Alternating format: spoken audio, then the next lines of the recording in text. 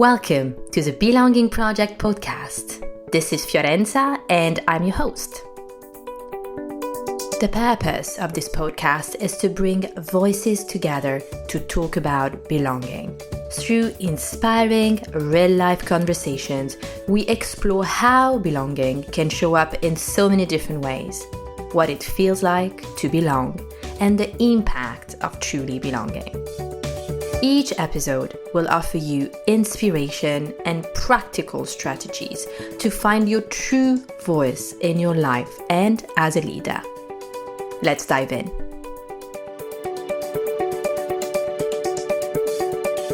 Hi, Ashiedu. Thank you so much for being with me today. I'm so excited to have you here with me on the Belonging Project podcast and to talk about belonging with you. Hi, Fiorenza. Thank you very much for inviting me. I think I'm also quite excited to go down this path. So this is one of my very first podcasts, if I can put it that way, looking at belonging. So yes, I'm excited. Amazing. Fantastic. That's a great energy to start with. All right. So maybe we can start with your journey and offering a little bit about you to our community. So hi everybody. Yes. So my name is Ashiedu. My full name Ashiedu, and people always say, why don't you go by your full name? And that in itself is very interesting because when I started primary school, the headmaster thought my first name was too long to go on a school register. So he asked my mum, do you call her anything else? The shortened form of the name. My mum said, yes, Ashiedu. And that quickly went on the register. So for those who grew up with me, call me my full name, which I think I quite value now. I didn't, when I was younger, but I really do treasure the name now. So who am I? I guess I'm a woman of many parts, if I can describe myself as that. So I was born and raised in Nigeria, but spent quite a lot of my childhood here in the UK with my parents, and came back, I think, sort of moved back to the UK fully 25 years ago to do a master's degree in engineering.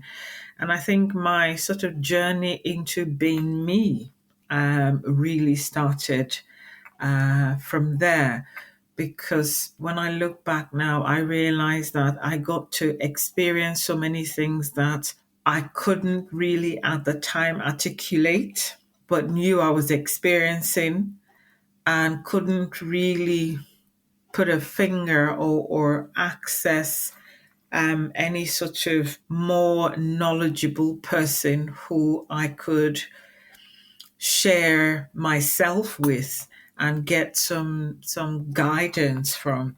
So my journey to where I am has been very interesting in the main, but at times has been quite painful because of some experiences and some challenges which ought not to have been there, but I think the system is what it is. So Thank you for sharing with us.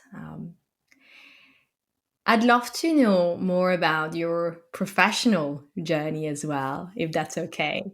So my professional journey is quite interesting. So I studied engineering. So by training, I am an engineer.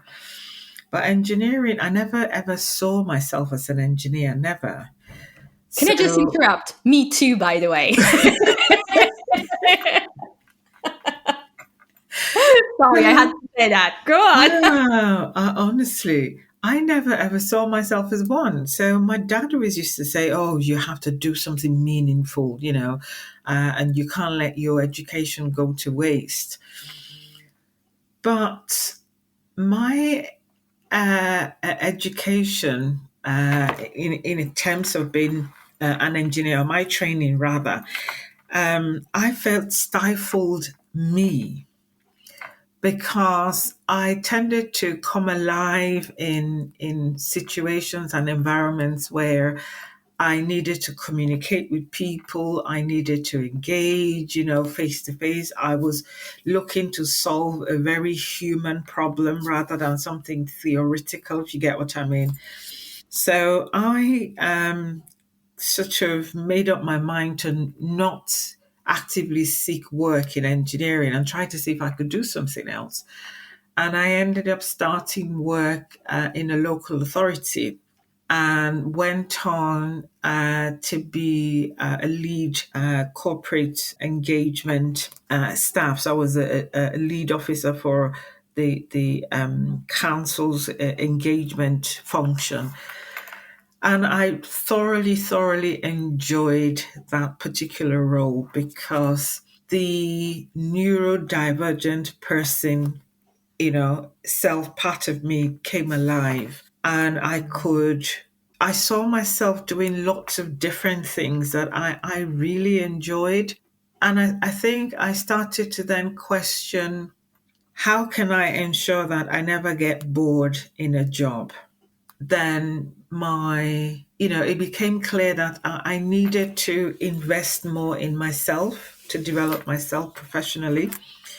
So outside of doing the sort of, mandatory training or courses to keep my knowledge up to spec, I was now starting to engage with different, groups and community initiatives. And it was becoming clearer that there was so many things that as a young Black woman in modern Britain, I was very naive about in terms of how my color, my diction, my association and things that made up me personally, how those were reflected in my everyday living and the opportunity to have or not to have access. So those were, really critical moments for me to come to the realization that as a Black woman, my story wasn't always going to be based on my ability to do or not to do. That the fact that I look different would play a key and critical role in how people chose to respond and relate to me. When I got into the corporate space in the early 2000s, people didn't talk about lived experience. So I went to work as a young Black woman, looking always and asking myself always, how do I fit in, and how can I ensure that I remain fitting in, as opposed to how can my employer enable me to be the very best of me? How could they help me maximize and optimize my talent, my skill, my expertise, and utilize the benefit of my lived experience from sort of across different continents and different countries.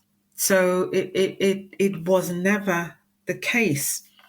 And that meant that I had to always be working to ensure that I was managing my managers or managing my leaders in a way that they could effectively manage me, which was exhausting. And what did that look like, effectively managing you? Well, effectively managing me, I think, we come to this issue or question, which I think when we spoke the very first time around belonging and value and place. So for me to have been effectively managed, I needed to have felt like I truly belonged. And for me, I needed to feel that I was seen, I was heard, I was valued, I was appreciated. If I challenged, there was, a genuine willingness to stand back and look at things from my viewpoint and understand why a particular response had been elicited from me or by me on any given topic or given issue. But that for me was never my experience throughout. It was that I always felt I had to justify my capability and my competence at every point in time. So I am not loud and brash and angry. I am very introspective in the way I approach things and very, very quiet. And then again, you sort of then see the judgments. And at the time, I didn't get it. It was only when I started trying to unpack some of the many things I was experiencing that I started to understand that the questioning sometimes of my person or of my ability was not really because I wasn't good enough. It was that there was no understanding, and there was a lot of insecurity attached to that. So, an example would be in a particular place of employment. I had initiated, a scheme which went on to prove extremely popular. And one of the lead managers had said to me, I allowed myself to invest, emotionally in things that really had nothing to do with me. But I disagreed because if I am tasked to deliver on a project, how could I give my very best if I wasn't invested in it? So it for me, to belong, you have to be able to give yourself. And you have to feel that in giving yourself, you are received wholeheartedly. There are no questions, ifs or buts about who you are, what you are, where you've come from, or the motivations. It is that it is a genuine partnership, a genuine relationship or association in any place between colleagues, between leaders and employees.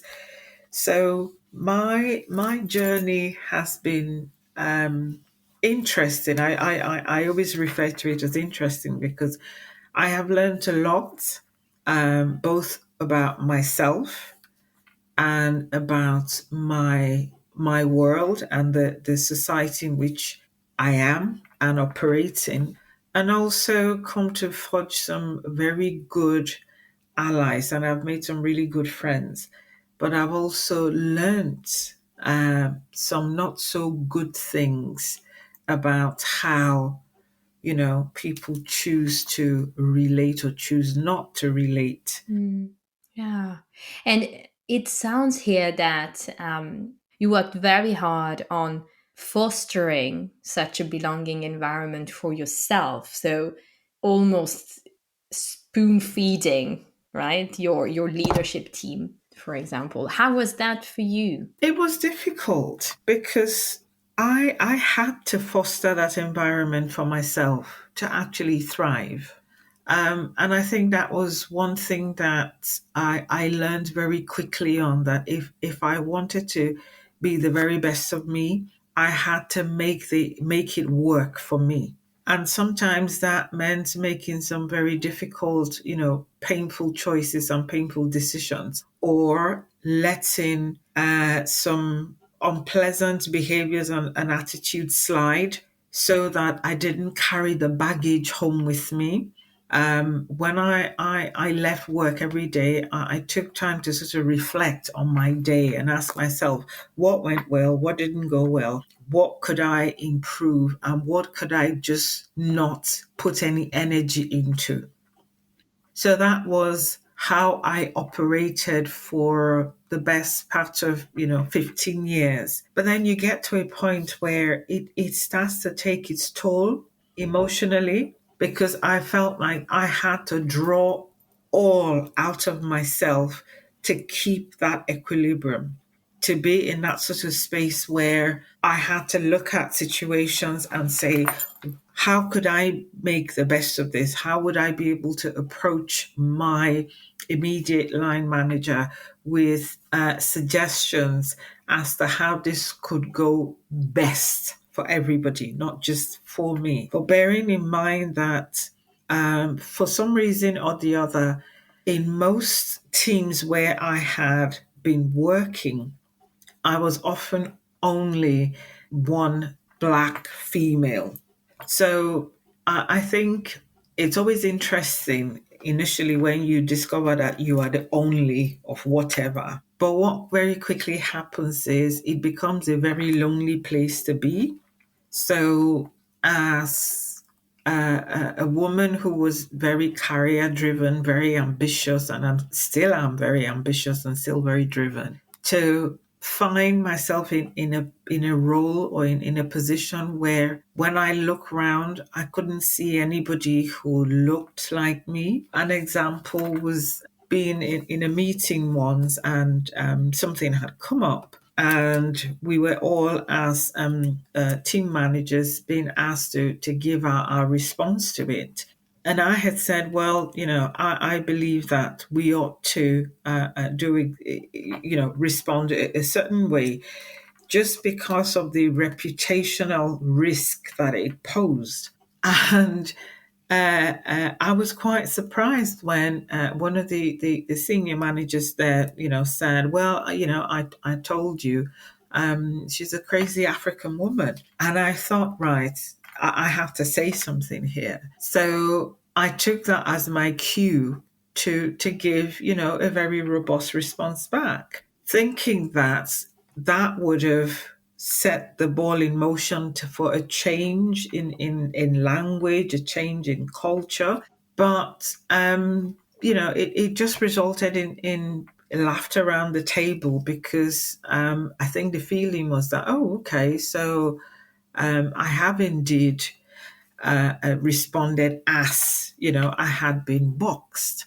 So after the meeting, I decided to have a conversation to say, can you tell me what all that was about? And then I started to see an emerging pattern, a culture that I think, in a bid to thrive, I had put on, blinders, just refused to recognize the danger and the toxicity that I was, operating in. It wasn't a healthy work environment, but I desperately wanted to succeed because I knew I was great at my job.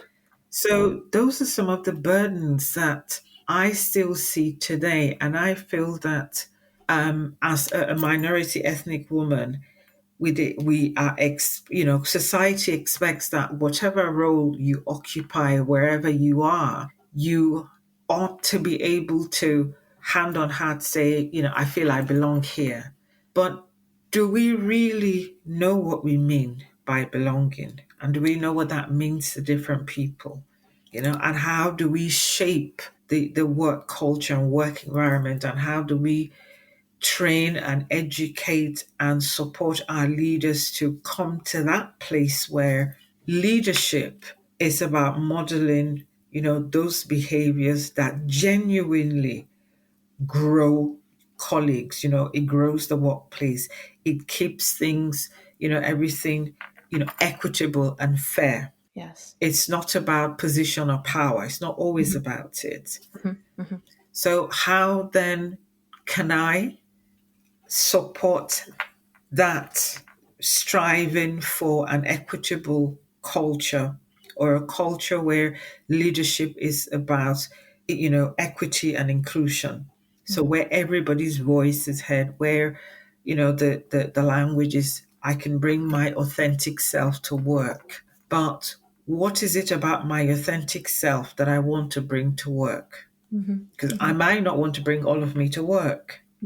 But there are certain parts of me I would really love to be able to just be honest and open about at work. And it's that really underpins the whole discourse and conversation of belonging.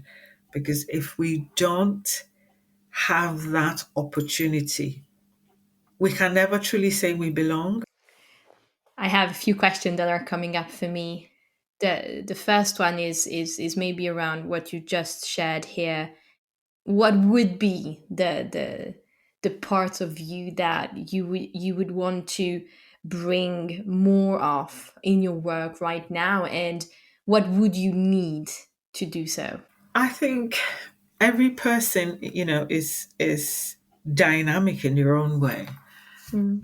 And so for me, the part of me that I would most love to bring more of to work is my heritage, my cultural makeup, the part of me that I need to cover when I'm in certain places because I don't exactly, it will not be understood or valued or tolerated.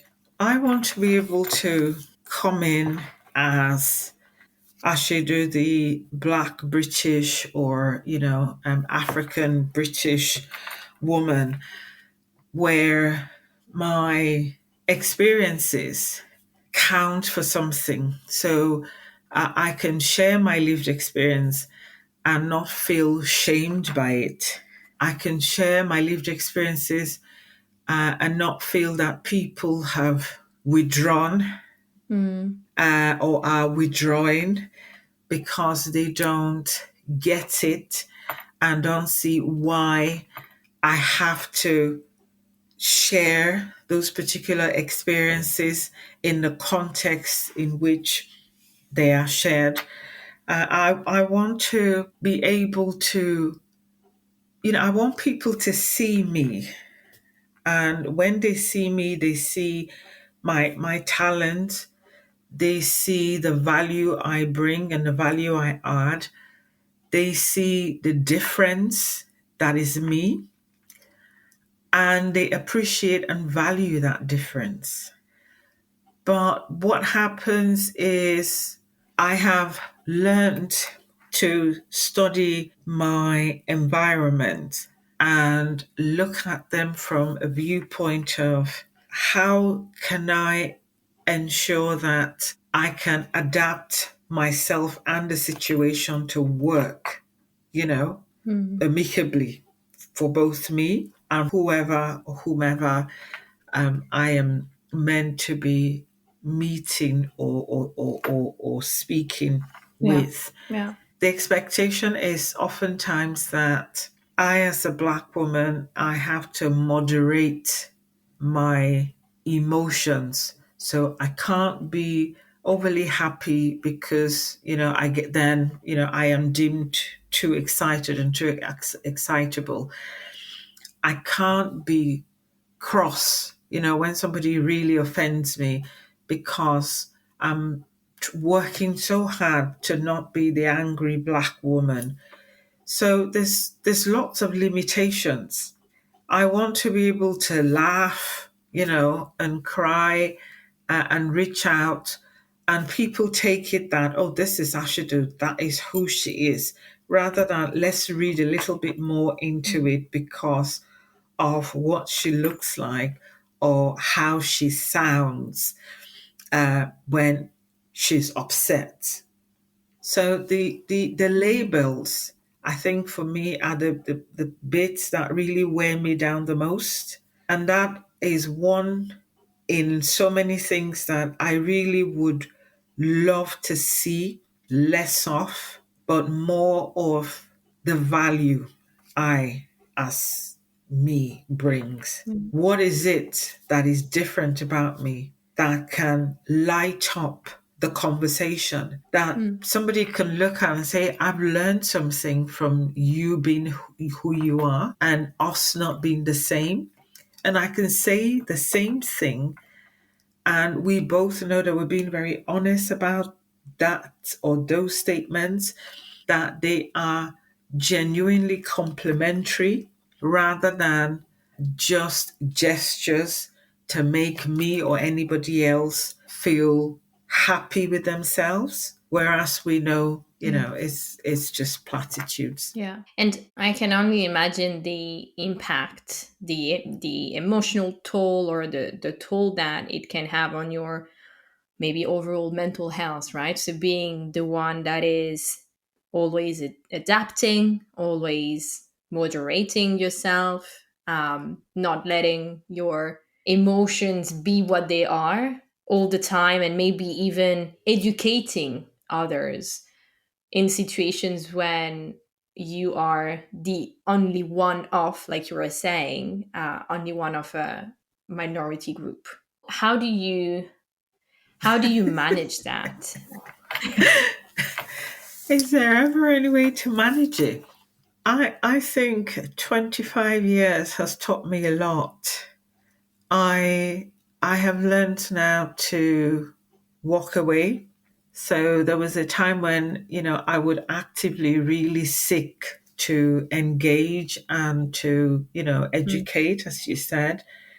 Um, mm, but I've come to learn that I will engage now when I feel and I believe it is worth, engaging, and walk away when I just think there is no point. Because sometimes I have been in situations where you genuinely want to have the conversation to say, why do you think? And it seems to open the door for lots of recriminations where people then think, you are trying to be validated or be patted on the back for, as the someone once said, uh, for being given a chance. And I took particular offense to that. So I don't ever believe now that I owe anybody the time to educate them, because we have entered into a time and a space and an era where there is so much dialogue, so much conversation, on and off the airwaves, social media, even in, in offices, in businesses, in organizations globally.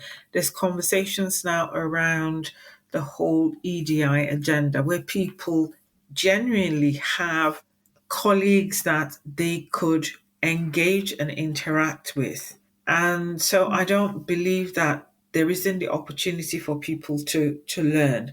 And where, I mm, mean, in some certain circumstances, I've had people genuinely say, I don't get, what people are upset about. And I do take the time to talk them through and share some of my experiences and experiences of others, and say, this is yeah. why there is a need to have conversations, not just in closed quarters, but in open spaces. We need to get to that point where we can challenge ourselves by having some difficult Mm, conversations that people have shied away from because I don't want to cause offense. And in more cases than one, it has gone really well. And in the odd one, I've had someone absolutely not agree because that was not their experience or their reality. So they didn't understand what it was I was, talking about. But that is okay. It is just that if you have never experienced what someone else is sharing, it isn't your place to judge. It isn't your place to write it off to say, because I have never experienced it, it cannot be true. Because our lived experiences and our stories are so different. There might be similarities, but there are some critical differences in where we're coming from. mm. And what elements do you need to see now in the present, at this point in your career, on your personal journey? What elements do you need to see for you to feel that you belong? I need to see more empathy, more compassionate leadership. And by that, I Mm, mean where you don't necessarily have to have been through the pain but you actually have a heart willing to learn and understand and listen. I would like to see more honest conversations, more honest dialogue about us and our different levels of privilege. And, as a Black woman, I know that I certainly have many or several privileges, as do most people, if not everybody, in some shape or form. But sometimes we tend to view our lives versus somebody else and say they have X and I don't have X. But I might not have X, but I do have something that puts me in a better position than somebody else. I think for me personally, outside of empathy, compassion, honest, frank conversations about how it is we encourage or promote the idea of belonging, right from, so if you take the corporate space now, we look at our recruitment processes. Because for me, that was one area that over the years I came to see as the very first stumbling block. Because when you read where somebody says, I need X, Y, Z, or I'm doing A, B, C, D, and so if you are the candidate, we would like to hear from you. It takes some level of real courage and confidence to look at something somebody else has written and say, that is me, and they don't know you. So we go from there right through to all the process of, the interview stage, your onboarding stage, your probation period, performance management, whatever you want to call it, right through to access or opportunities for promotion. How are we ensuring that people can see themselves in each of these stages and actually feel that that stage is designed for me to thrive, for me to show up as my best self, rather than Yeah. you come away thinking that there was no chance of me ever getting through that because I couldn't see me in anything that was said there. So when we want to start to look at, or when I personally start to look at the sort of things that I want to see more of, that is one area, because that is one area that really impacted on how my career has gone and why I've chosen to do things the way I have done them. But sometimes at some real serious cost and pain to myself, because I just had to look for opportunities to showcase myself. And they were not always readily there. And if they were there, there was something that didn't quite fit, or I didn't, So we have to be Yeah. looking at our processes, our strategies, and our policies, and whatever we choose to call them, all of our procedures, and asking the question: how do we make people feel they belong at this stage to move on to the next? Absolutely. Thank you so much, Ashiedu, for sharing your story and also the pain points and challenges, right, that allowed you to be where you're at today. But I really want to thank you so much for being on the podcast, sharing your journey, and like I was saying, the challenges, the pain points on this platform with us. I hear a lot of kind of anchorness, right? Being grounded in the present, and you talked about having open conversation, more open conversation around different levels of privilege, and there's a sense of reality. I feel like you're there's a lot that you're trying to do. There's a lot that you are doing, right? And that takes so much energy. And at the same time, there's this sense of reality, and you're able to preserve Yeah. yourself, right? to keep also that balance of like, okay, let's help, let's make things kind of progress and better, but at the same time keeping, well, not losing yourself, right? Because it's there's about just ensuring that I don't lose myself. And I've learned to network more than I ever did, because I have come to understand the power of networks and the power of networking, and how that for somebody like myself can, lend itself to lots of interesting conversations that I have found very beneficial. It's not always something that, again, when people think about belonging, you don't tend to think of networking as one way to belong. But for me, I have found that it has been one of the many ways that I have felt like I belonged, because it's opened up and given me the opportunity to share my story, to connect with people who I wouldn't otherwise connect with, and for them to learn from me, or or similar stories to mine, and use that as a lever to start to initiate changes in their own spaces, because then there is a natural trajectory or reality point. So I have benefited, from that, and I think it's not something that we're growing up. I wasn't encouraged, because it just wasn't one of those things you did traditionally or culturally. But having gotten to this point now where I am so keen and passionate about the leadership space, but making it more inclusive and more accessible, networking has helped me to, deliver the message, as it were. Yeah. Thank you. Thank you so much, Thank you. Ashiedu.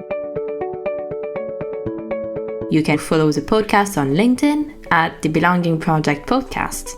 You can also hit subscribe and stay up to date with our episodes. And do feel free to get in touch with me on coaching@fiorenzarossini.com. Thank you again, and see you next time.